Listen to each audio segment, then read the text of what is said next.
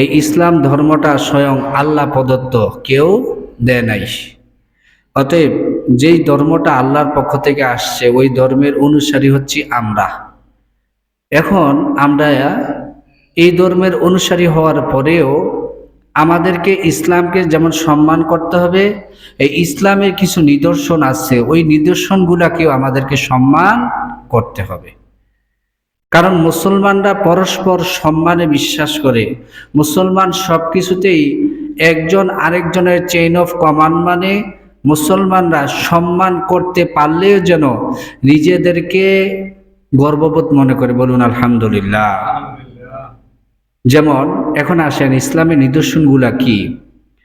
ইসলামের নিদর্শন যদি এক কথায় বলা যায়, যেই নিদর্শনগুলা দেখলে একজন ব্যক্তি বুঝতে পারে ওই ব্যক্তিটা মুসলমান, আর এই নিদর্শনটা হচ্ছে ইসলামের, আর এই চিহ্নটা মুসলমানদেরকে আল্লাহ ভীতিতে আল্লাহর স্মরণে সহায়তা করে, এটাই হচ্ছে ইসলামের নিদর্শন। বলুন আলহামদুলিল্লাহ। যেমন আমরা যখন মসজিদ দেখি তখন আমরা বলি না এখানে মুসলমান আছে, আমরা ধারণা করি কিনা। একজন ব্যক্তি যখন মাথায় টুপি দিবে, দাড়ি রাখবে, নবীর সুন্নাহ লেবাস যখন পরবে, তখন আমরা ধারণা করে নেই কি ওই ব্যক্তিটা মুসলমান। তাহলে বোঝা গেল যেই চিহ্ন বা নিদর্শন দেখলে ইসলামের কথা স্মরণ হয়, আল্লাহর কথা স্মরণ হয়, ওই নিদর্শনটাই হচ্ছে কি ইসলামের নিদর্শন। বলুন আলহামদুলিল্লাহ। যেমন আল্লাহ তাআলা পবিত্র কোরআনুল কারীমের সূরা বাকারার 158 নম্বর আয়াতে বলেছেন, ইন্নাস সাফা ওয়াল মারওয়াতা মিন শাআইরিল্লাহ। আল্লাহ তাআলা বলেছেন নিশ্চয়ই সাফা এবং মারওয়া পাহাড় হচ্ছে আল্লাহর নিদর্শন সমূহের মধ্যে অন্যতম নিদর্শন। বলুন সুবহানাল্লাহ। ইন্নাস সাফা ওয়াল মারওয়া, নিশ্চয়ই সাফা এবং মারওয়া মিন শাআইরিল্লাহ, আল্লাহর নিদর্শন সমূহের মধ্যে একটা নিদর্শন। বলুন আলহামদুলিল্লাহ। তাইলে সাফা মারওয়া এখানে কিসের আলামত? ইসলামের আলামত। এখানে মুসলমান ছাড়া আর কেউ যাবে না। এভাবে ইসলামের নিদর্শন সমূহ যুগে যুগে মানুষকে, একটা জিনিস চিন্তা করেন, অন্যান্য ধর্মের কিন্তু এত নিদর্শন পৃথিবীব্যাপী ছড়িয়ে ছিটিয়ে নাই। যেমন দেখেন, এই হিন্দুরাও দাড়ি কামায়, খ্রিস্টানরাও দাড়ি কামায়, ইহুদিরাও দাড়ি কামায়। অন্যান্য ধর্মে দাড়ি রাখাটা তেমন জরুরি না, ম্যান্ডেটরি না। তাদের ধর্মীয় গুরু যারা, তারা কি করে মাঝে মাঝে কেউ দাড়ি রাখে, কিন্তু সকলেই উপর দাড়ি রাখাটা এটা ওয়াজিব না। তার মানে হচ্ছে তারা একজন আরেকজনকে দেখে যে আলাদা করবে তার কোনো সুযোগ নাই। আপনি ইহুদি, খ্রিস্টান, হিন্দু, বৌদ্ধ, মাজুসি এগুলা যদি 8-10টার একখানে খেয়াল করার, আর চিনা যাবে কোনটা হিন্দু, কোনটা খ্রিস্টান, কোনটা ইহুদি, চিনা যাবে না। কিন্তু তার মাঝখানে যদি একজন যারা মুসলমানকে প্র্যাকটিস করে, ইসলামকে লালন পালন করে, তার শরীরের মধ্যে ধারণ করে, তাকে নিয়ে যদি আপনি দাঁড় করান, তখন অনায়াসে আপনি তাকে বের করতে পারবেন ওই ব্যক্তিটা ইসলামের অনুসারী। বলুন না সুবহানাল্লাহ।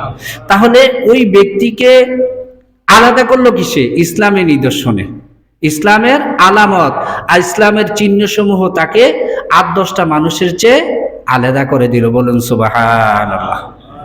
সম্মানিত উপস্থিতি, এখন আসেন এই যে ইসলামের নিদর্শন সমূহের প্রতি আমরা সম্মান করব, ইসলামের নিদর্শন সমূহের প্রতি আমরা শ্রদ্ধা বোধ জানাবো, এটা আসলে বিবেক এবং ঈমানের একটা দাবি। কোনো ব্যক্তি যদি ইসলামের নিদর্শন সমূহকে শ্রদ্ধা না জানায়, সম্মান না করে, ওই ব্যক্তির ভিতরে ঈমানের এবং ইসলামের কমতি ঘাটতি আছে। কার কথা? আল্লাহর কথা।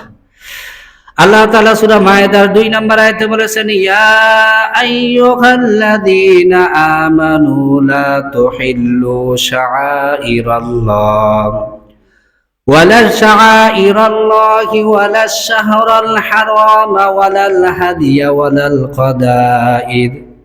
আল্লাহ তাআলা মুমিনদেরকে ডেকে ডেকে বলতেছেন, হে ঈমানদারেরা, তোমাদের জন্য হালাল নয়, তোমাদের জন্য বৈধ নয় অসম্মান করা, অপমান করা আল্লাহর নিদর্শন সমূহকে, আর নিষিদ্ধ যেই মাসসমূহ আছে, সম্মানিত যেই মাস আল্লাহ তাআলা আমাদেরকে দিয়েছেন, 12টা মাসের মধ্যে 4টা মাস হচ্ছে আশহুরুল হুরুম, সম্মানিত মাস। ওই সম্মানিত মাস সমূহের মধ্যে তোমরা যত রকমের কাটাকাটি, হানাহানি, রাহাজানি আছে, যুদ্ধ আছে, সমস্ত কিছু থেকে বিরত রাখবা। এটাই হচ্ছে আল্লাহ তাআলার দাবি। অতএব আল্লাহর এই হুকুমের প্রতি নিষিদ্ধ মাস সমূহের মধ্যে তোমাদের সম্মান প্রদর্শন করতে হবে। তারপরে আল্লাহ বলেছেন ওয়ালাল হাদিয়াম, তোমাদের যে কুরবানির জন্তু আছে, কুরবানি করার জন্য যে পশু কিনম, তোমরা মনে করো না নিছক একটা পশু, এই পশুটা তোমরা খাওয়ার নিয়তে কিনো নাই, আল্লাহর সন্তুষ্টির জন্য, আল্লাহর রাস্তায় জবাই করার জন্য কিনছ। অতএব এই পশুটাকেও তোমরা সম্মান করো। তারপরে আল্লাহ তাআলা বলেছেন ওয়ালাল কালাইদ, এমন কিছু পশু আছে যেই পশুর গলার মধ্যে বিশেষ কিছু চিহ্ন আছে, যেই চিহ্নের মাধ্যমে বোঝানো হয় এই পশুটা হচ্ছে কুরবানির জন্য। যেমন আগেরকার সময় যখন পশু কিনা হইতো, তখন তার গলার মধ্যে বিভিন্ন রকমের সুন্দর বিভিন্ন জিনিস লাগানো হতো, মাথার ভিতরে বিভিন্ন চিহ্ন দেওয়া হতো। এরকম চিহ্নযুক্ত যদি তোমরা কোনো পশু দেখো, যেই পশুটা আল্লাহর রাস্তায় ছেড়ে দেওয়া হয়েছে, ওই পশুটাকেও তোমরা সম্মান করো। আর কাকে সম্মান করবে? ওয়ালা আমিনাল বাইতাল হারাম ইয়াবতাগুনা ফাদলাম মিনাল্লাহি ওয়া রিদওয়ানা, যারা আল্লাহর ঘরে হজ করার জন্য রওনা হয়েছে, আল্লাহর ঘরে হজ করার জন্য যারা নিজেদেরকে আল্লাহর পথে নামিয়ে দিয়েছে, ওই সমস্ত ব্যক্তিদেরকেও তোমরা সম্মান করো। কারণ শুধুমাত্র তারা আল্লাহর সন্তুষ্টির জন্য হজ করার জন্য যাইতেছে। বলুন সুবহানাল্লাহ, বলুন না সুবহানাল্লাহ। কয়টা কথা বলছে আল্লাহ তাআলা? এখানে বলছে যে আল্লাহর নিদর্শন সমূহের প্রতি তোমরা অসম্মান করবা, লা তুহিল্লু, এটা হালাল না, এটা বৈধ না। 1 নম্বরে বলছে নিষিদ্ধ মাস সমূহকে তোমাদেরকে সম্মান করতে হবে, কুরবানির পশুকে সম্মান করতে হবে, কুরবানির পশুর চিহ্ন আছে এমন পশুকেও সম্মান করতে হবে। আর যারা আল্লাহর আগে, এখানে না বিমান দিয়ে যায়, আগে হাইটা যাইতো না হজে, এই যারা এই পথযাত্রী বা বিমানে যারা গেছে বা যাদেরকে রাস্তায় তোমরা পাও, তাদেরকে তোমরা কি করো? সম্মান করো। আর তোমরা সম্মান করলা মানে ইসলামের নিদর্শন সমূহকে সম্মান করলে। বলুন সুবহানাল্লাহ। এটা কার কথা? আল্লাহর কথা। সূরা মায়েদায় আল্লাহ বলেছেন। অতএব আমাদেরকে কি করতে হবে? ইসলামের নিদর্শন সমূহকে সম্মান করতে হবে। এখন আসেন, ইসলামী নিদর্শন সমূহের মধ্যে অন্যতম আরেকটা নিদর্শন হচ্ছে আমাদের সমাজে যে আদব শিষ্টাচার আছে না, একজন আরেকজনকে সম্মান করা, একজন আরেকজনকে সম্মান দিয়ে কথা বলা, বা একজন ব্যক্তি আসছে বৃদ্ধ, তাকে কি করা? নিজে উঠে জায়গা দেওয়া, এগুলাকে আমরা সম্মানের চোখে দেখি না? বা একজন মুরব্বীর সামনে উঁচু আওয়াজে কথা বলা, তার সম্মান হানি হয় এমন বেয়াদবিমূলক কথাবার্তা বলা, এগুলা কি আমাদের সমাজে শিষ্টাচার, আদব না? এখন আসেন, এই প্রসঙ্গে আল্লাহ তাআলা সূরা হুজুরাতের 2 নম্বর আয়াতে বলেছেন। আল্লাহ তাআলা পবিত্র কোরআনুল কারীমে সূরা হুজুরাতের 2 নম্বর আয়াতে বলেছেন, ইয়া আইয়ুহাল্লাযীনা আমানু লা তারফাউ আসওয়াতাকুম ফাওকা সাওতিন নবী। আল্লাহ তাআলা সাহাবীদেরকে, বিশেষ করে আবু বকর এবং উমরকে উদ্দেশ্য করে আয়াতটা নাজিল হয়েছে। আবু বকর এবং উমর একদিন আল্লাহ রাসূল সাল্লাল্লাহু আলাইহি ওয়াসাল্লামের সামনে এক গোত্রপতি নিয়োগ করাকে নিয়ে তাদের মধ্যে বাদানুবাদ শুরু হয়ে গেছে। রাসূল তাদেরকে থামাইতে চাইতেছিল, কিন্তু এক পর্যায়ে রাসূলের কথা তারা ডিঙ্গিয়ে রাসূলের কথার উপরে তাদের আওয়াজটা একটু উঁচু হয়ে গিয়েছিল। তখন আল্লাহ তাআলা রাসূলের আওয়াজের উপরে তাদের আওয়াজটা হবে, এটা আল্লাহ পছন্দ করে নাই। সাথে সাথে আল্লাহ তাআলা কোরআনের আয়াত নাজিল করেছেন, হে ঈমানদারেরা, তোমরা যারা আল্লাহ এবং রাসূলে বিশ্বাস করো, তোমাদের জন্য উচিত নয় রাসূলের আওয়াজের উপরে তোমাদের আওয়াজটা যাবে। আল্লাহ তাআলা তারপরের অংশে বলেছেন, ইয়া আইয়ুহাল্লাযীনা আমানু লা তারফাউ আসওয়াতাকুম ফাওকা সাওতিন নবী ওয়া লা তাজহারু লাহু বিল কওলি কাজাহরি বা'দিকুম লিবা'দ। তোমরা একে অপরের মধ্যে যেভাবে তর্ক করো, বাদানুবাদ করো, একজন আরেকজনের সাথে যেভাবে উঁচু আওয়াজে কথা বলো, এইভাবে রাসূলের সামনে উঁচু আওয়াজ করা তোমাদের জন্য ঠিক না। তোমরা যদি তোমাদের আওয়াজটাকে নিম্নগামী না করো, রাসূলের প্রতি যদি তোমরা সম্মান প্রদর্শন না করো, তাহলে পরের অংশে আল্লাহ তাআলা বলেছেন আনতাহবাতা আমালুকুম ওয়া আনতুম লা তাশউরুন। আল্লাহ তাআলা বলেছেন তোমরা যদি তোমাদের আওয়াজকে রাসূলের আওয়াজের নিচে আওয়াজটাকে না করো, তাহলে তোমরা এই জীবনে যত আমল করেছো সমস্ত আমল বাতিল হয়ে যাবে।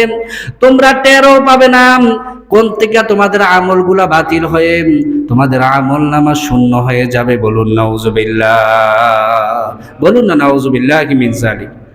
এই আয়াতের মাধ্যমে যদিও তদানীন্তন সমাজে রাসূলের কথা বলছে, কিন্তু বর্তমান সময় মুফাসসিরিনে কেরামরা বলতেছেন যে মুরব্বীদের সামনে যারা আমার চেয়ে বয়োজ্যেষ্ঠ মুরব্বী মানুষ দুইটা কারণে হয়, সম্মান পাওয়ার অধিকারী মানুষ দুইটা কারণে হয়। একটা হচ্ছে বয়সের কারণে, আর একটা হচ্ছে এলেমের বিদ্যার কারণে।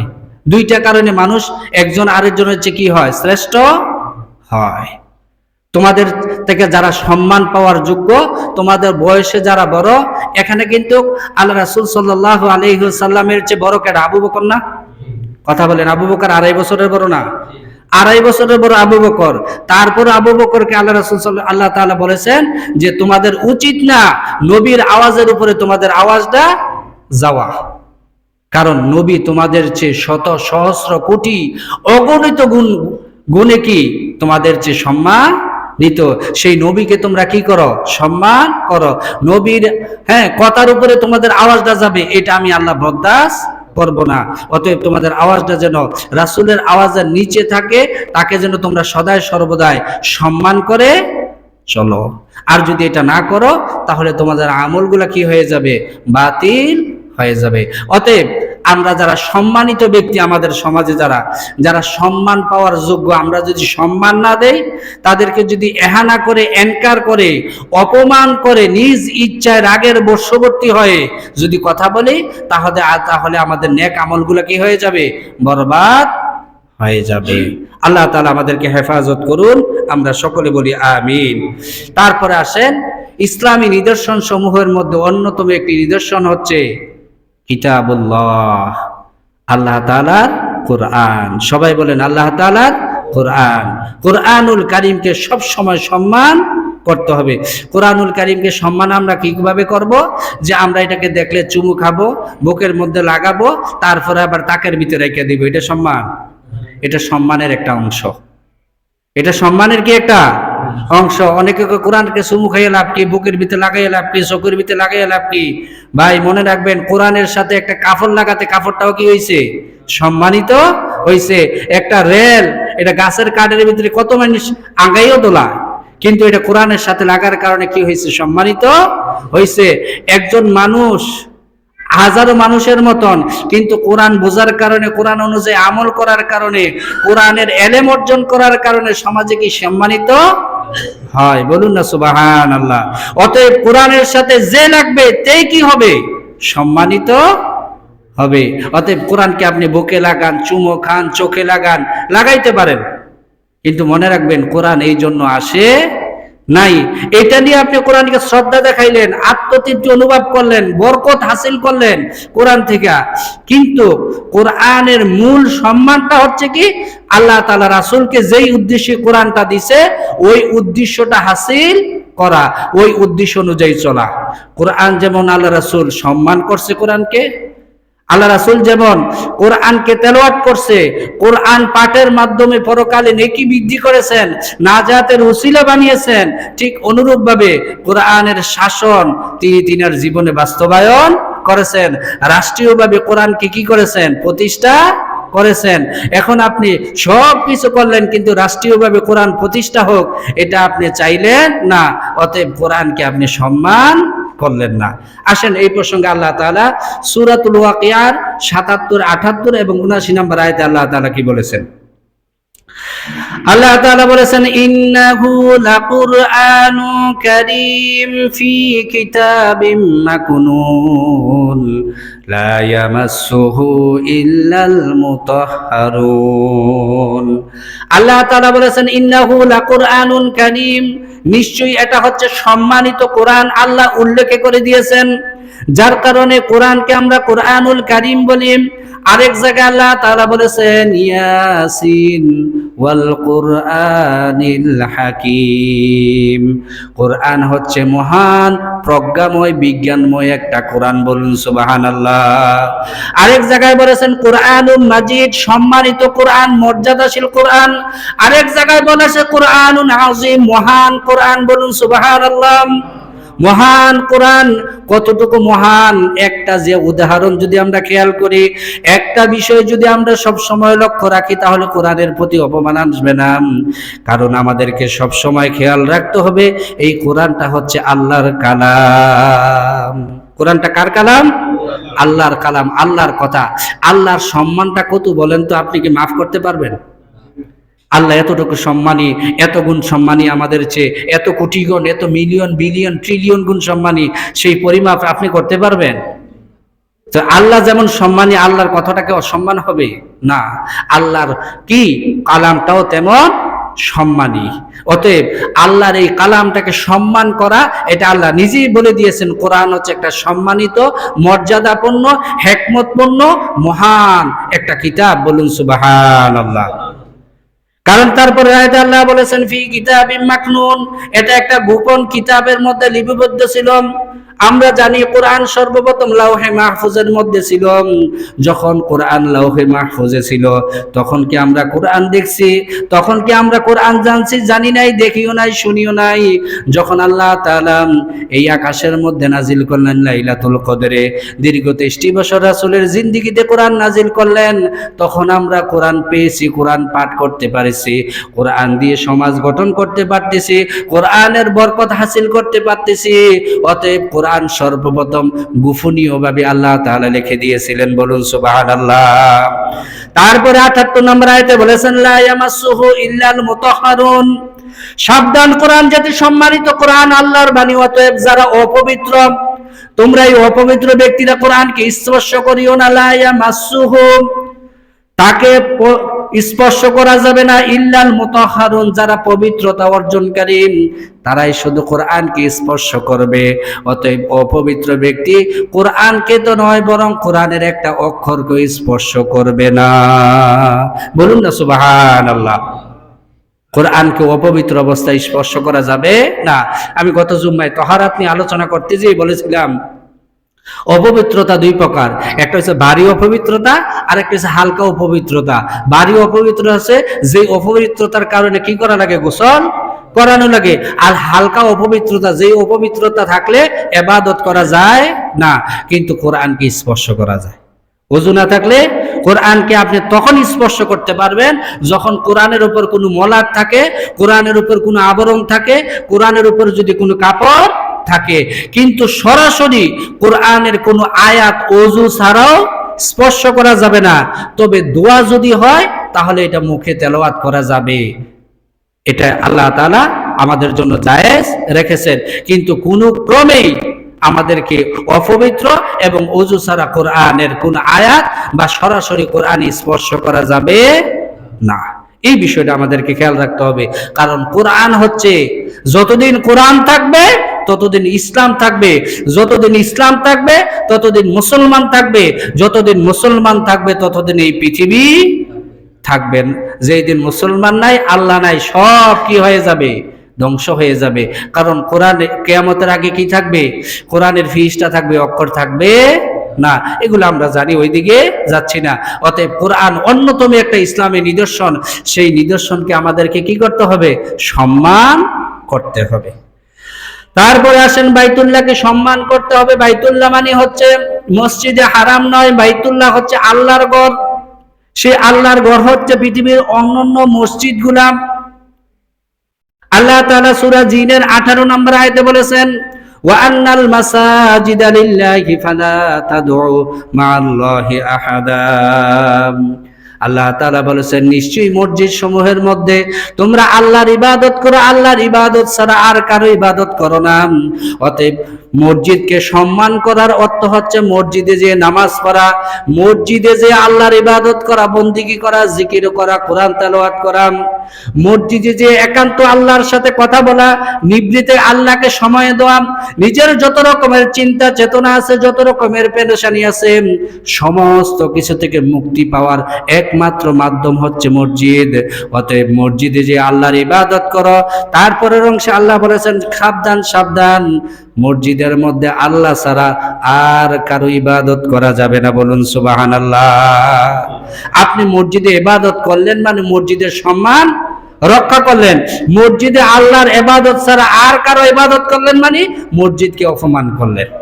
এখন মসজিদে আইসা আপনি বড় বড় আওয়াজে কথা বললেন, আরেকজনের ইবাদত বিঘ্ন করলেন, যেই কথাটা ইসলামের না, যেই কথা দ্বারা মানুষ উপকার পাবে না, এমন কথাই মসজিদের মধ্যে বললেন, তাহলে মসজিদকে অপমানের শামিল। বলুন নাউজুবিল্লাহি মিন যালিক। সম্মানিত উপস্থিতি, তাহলে বাইতুল্লাহ আল্লাহর ঘর, মসজিদকে আপনাকে সম্মান করতেই হবে। তারপরে আসেন, আল্লাহ তাআলা বলেছেন এইখানে বাইতুল্লাহ বলেছেন, কিন্তু মসজিদে হারামকে আল্লাহ তাআলা কোরআনে আলাদাভাবে উল্লেখ করেছে।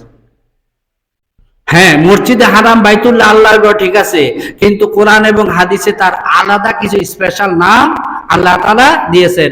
এটাকে কেউ মসজিদে হারাম বলে, কেউ কাবা বলে, কেউ এটাকে মাতাব বলে, বিভিন্ন নামে এটাকে কোরআন এবং হাদিসের মধ্যে আসছেন।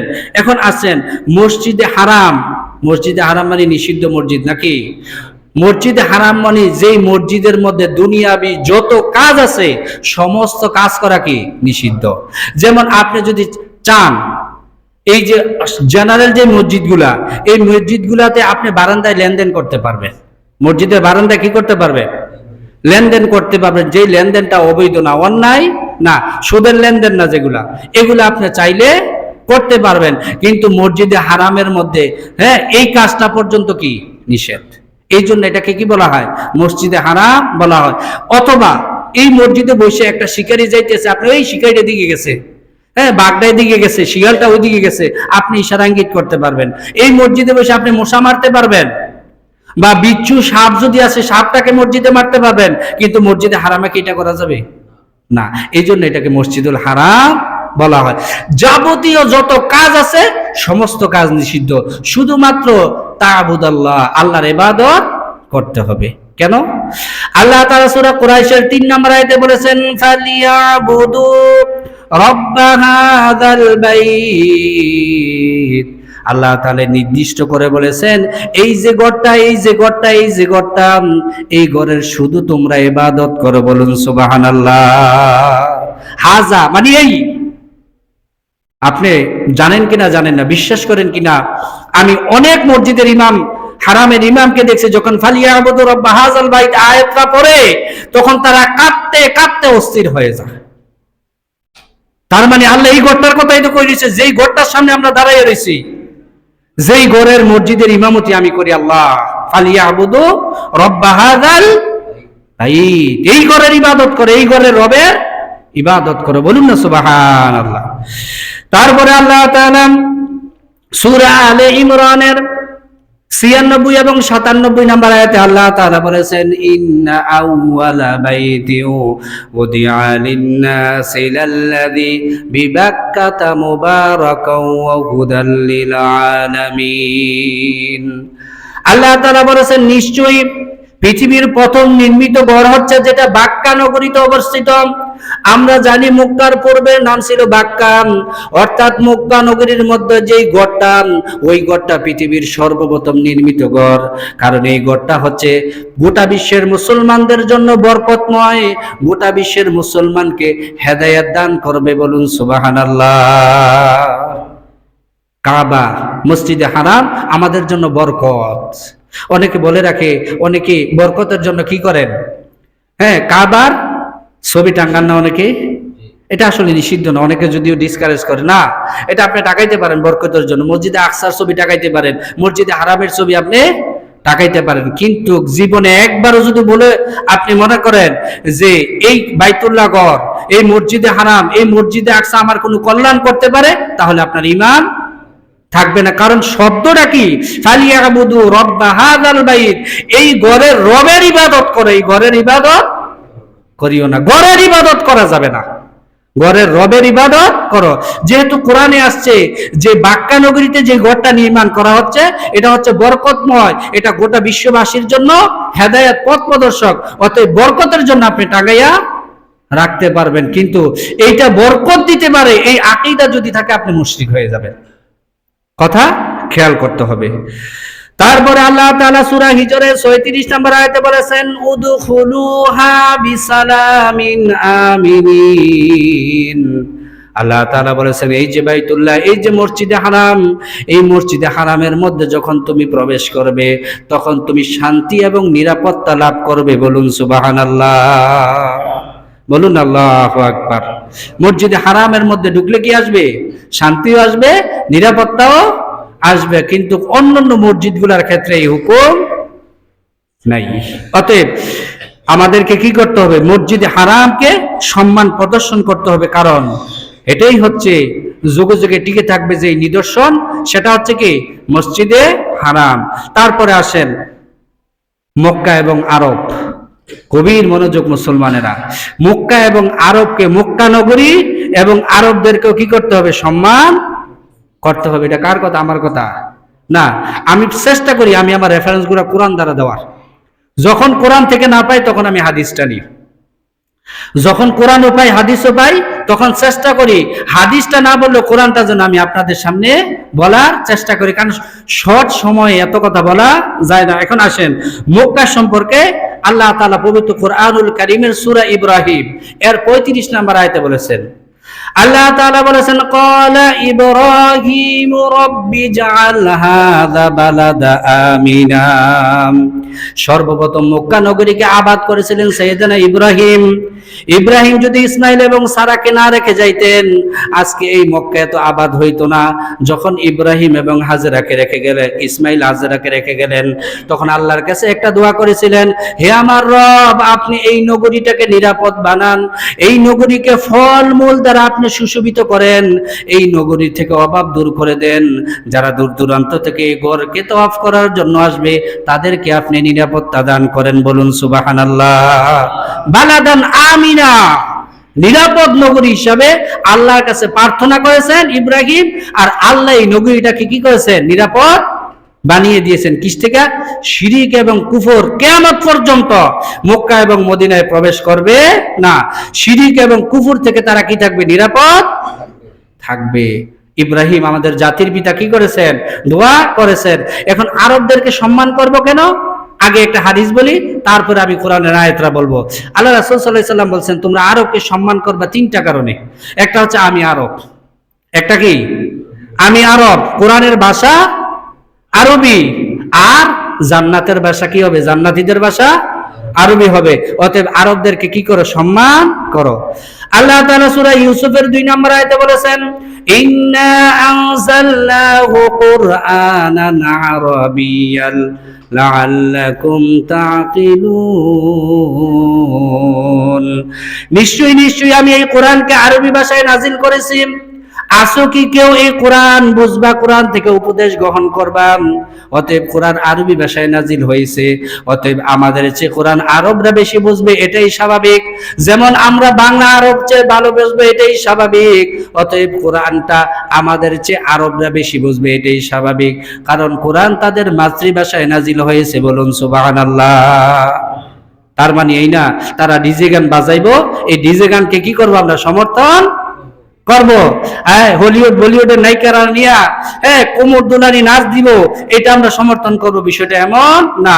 যারা প্রকৃতভাবে নিজেদেরকে অন্যায় থেকে, শিরিক কুফর থেকে বাঁচিয়ে রাখবে, কোরআনের ধারক এবং বাহক হবে। কারণ ইসলাম আর আসার আগেই আরবরা কি করেছে? এই হাজিদেরকে তারা পানি পান করিয়েছে, খাবারের সন্ধান দিয়েছে, তাদেরকে নিরাপত্তা দান করেছে।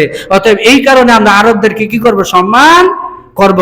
কিন্তু তাদের কালোটাকে আমরা সাদা বলবো না। আলহামদুলিল্লাহ বিশ্বাস করি গুটি কয়েকটা মানুষ কালের প্রবাহে হয়তোবা তাদের শরীরটা বাসায় দিতে পারে, কিন্তু আরব জমিন সব সময় শিরিক এবং কুফর থেকে সব সময় মুক্ত থাকবে। বলুন না সুবহানাল্লাহ। সামান্য একটু কথা একটা বলে নিই, একটা কোরআনের আয়াত। আল্লাহ তাআলা বলেন, আল্লাযীনা আমানু ওয়া লাম ইয়ালবিসু ঈমানাহুম বিজুলমিন, যারা ঈমান এনেছে এবং জুলুমের সাথে নিজেদেরকে সম্পৃক্ত করে নাই, তাদেরকে নিরাপত্তা আমি দান করব। বলুন সুবহানাল্লাহ। আরবদের প্রশংসা করতে যে এই আয়াতটা আমি টানলাম, কারণ এই শিরিক নামক এই জুলুম থেকে তারা সবসময় বেঁচে থাকার চেষ্টা করে। পৃথিবীর একমাত্র দেশ, যেই দেশে কোনো মূর্তি নাই, কোনো অন্য ধর্মীয় উপাসনা নাই, সেটা হচ্ছে সৌদি আরব। আরব ভূখণ্ডের অধিকাংশ জায়গায়, কয়েকটা দেশ ইদানিং বা সারা, অধিকাংশ জায়গায় শিরিক কুফর নাই। আল্লাহ তাআলা বলছেন, যারা এই শিরিক কুফর থেকে নিজেদেরকে বাঁচিয়ে রাখবে, তাদেরকে নিরাপত্তা আমি দান করব। একটা জিনিস খেয়াল করেন, গভীর মনোযোগ, গাড়ি আমরা আরো দেখছি, সেটা হচ্ছে আমরা ভারত, বাংলাদেশ, পাকিস্তান, সিরিয়া, ফিলিস্তিন সহ এই যে দেশগুলোর নাম বললাম, এরা অধিকাংশ ক্ষেত্রে শিরিক এবং কুফরে নিমজ্জিত। যার কারণে আমাদের এই অঞ্চলগুলোতে রক্তপাত বেশি হয়, আমাদের মধ্যে হানাহানি কাটাকাটিটা বেশি হয়, ধর্মীয় বিভাজনটা বেশি হয়, কারণ আমরা শিরিক এবং কুফরের সাথে যুক্ত। যার কারণে আল্লাহ তাআলা যে নিরাপত্তার হাতটা, এটা আমাদের উপরে নাই। ক্ষণে ক্ষণে আমাদের উপর বিভিন্ন বালা মুসিবত চলে আসে। এই যে কোরআনের আয়াত, আল্লাযীনা আমানু, যারা ঈমান এনেছে, ওয়া লাম ইয়ালবিসু, নিজেদেরকে যুক্ত করে নাই, ঈমানাহুম, তাদের ঈমানকে, বিজুলমিন, জুলুমের সাথে। বিজুলমিন আয় বমানা শিরকিন, শিরকের সাথে যুক্ত করে নাই। আপনি যতদিন পর্যন্ত শিরিক থেকে বেঁচে থাকবেন, ততদিন পর্যন্ত আল্লাহ তাআলা আপনাকে কি দিবেন? নিরাপত্তা দান করবেন। বলুন সুবহানাল্লাহ। তারপরে সংক্ষেপে দুই একটা কথা বলি। আমাদেরকে ইসলামের অন্যতম বড় নিদর্শন হচ্ছে আমরা বড়দেরকে সম্মান করব। আল্লাহ তাআলা পবিত্র কোরআনুল কারীমের সূরা বনী ইসরাঈলের 23 নম্বর আয়াতে বলেছেন, ইম্মা ইয়াবলুগান্না ইনদাকাল কিবারা আহাদুহুমা আও কিলাহুমা ফালা তাকুল লাহুমা উফ। আল্লাহ তাআলা বলেছেন, তোমরা যারা কিবার, বড়, বৃদ্ধ, তোমরা বৃদ্ধদেরকে সম্মান করো, তাদেরকে সম্মান দিয়ে কথা বলো। তোমরা বার্ধক্যে যারা উপনীত হয়েছে, বয়োজ্যেষ্ঠ যারা, মুরব্বী যারা, তাদেরকে সম্মান দিয়ে কথা বলো। কারণ আল্লাহ রাসূল বলেছেন, সুনানে তিরমিজির মধ্যে হাদিসটা এসেছে, মাল্লাম ইয়ারহাম সগীরানা ওয়া লাম ইউকির কাবীরানা ওয়া'মুর বিল মা'রুফ ওয়া নাহা আনিল মুনকার। যারা ছোটদেরকে সম্মান করে না, যারা বড়দেরকে সম্মান করে না, ছোটদেরকে স্নেহ করে না, সৎ কাজের আদেশ করে না, অন্যায় কাজ থেকে মানুষকে নিষেধ করে না, তারা আমার উম্মত না। বলুন না নাউজুবিল্লাহ। অতএব ছোটদেরকে যেমন স্নেহ করব, বড়দেরকে সম্মান করব, আমি আমার সাধ্য অনুযায়ী সৎ কাজের আদেশ করব, সাধ্য অনুযায়ী আমি কি করব? অন্যায় কাজ থেকে মানুষকে বিরত রাখবো। মানুষকে জোর করে মানানো যাবে না, জোর করে বাধাও দেওয়া যাবে না। এটা হচ্ছে কার? রাষ্ট্রপ্রধানের কাজ। আরো অনেক কথা ছিল, সর্বশেষ যে কথাটা বলতে চাই সেটা হচ্ছে, আমি শুধু শিরোনামগুলো বলি, সেটা হচ্ছে নিসবত তথা আমাদের যে আত্মীয়তার সম্পর্ক, এই সম্পর্কের প্রতি আমাদেরকে কি করতে হবে? সম্মান প্রদর্শন করতে হবে। এটাও ইসলামের নিদর্শন। তারপরে কবরের প্রতি আমাদেরকে সম্মান করতে হবে। তার মানে এই না কবরকে সম্মান করতে যাইয়া কবরকে ধুইবেন, কবরকে সেজদা করবেন, হ্যাঁ, কবরকে বিশেষ তাজিম করবেন, তার উপরে ফাঁকা করবেন, ঘর নির্মাণ করবেন, এটা না। বরং কবর হচ্ছে একটা পবিত্র স্থান, যতটুকু পবিত্র থাকা দরকার তাকে বেড়া দিবেন, যাতে পশু পাখি তাকে কিনা করে, অসম্মান না করে, বিষ্ঠা ত্যাগ না করে। এইভাবে কবরকে সম্মান করাও কি একটা সম্মান, ইসলামের নিদর্শন। তারপরে বলেছেন, ধর্মীয় পোশাককে আপনারা কি করবেন? সম্মান করবেন। আল্লাহ রাসূল যে লেবাসগুলো পরছে, ওই লেবাসগুলো পরার চেষ্টা করবেন।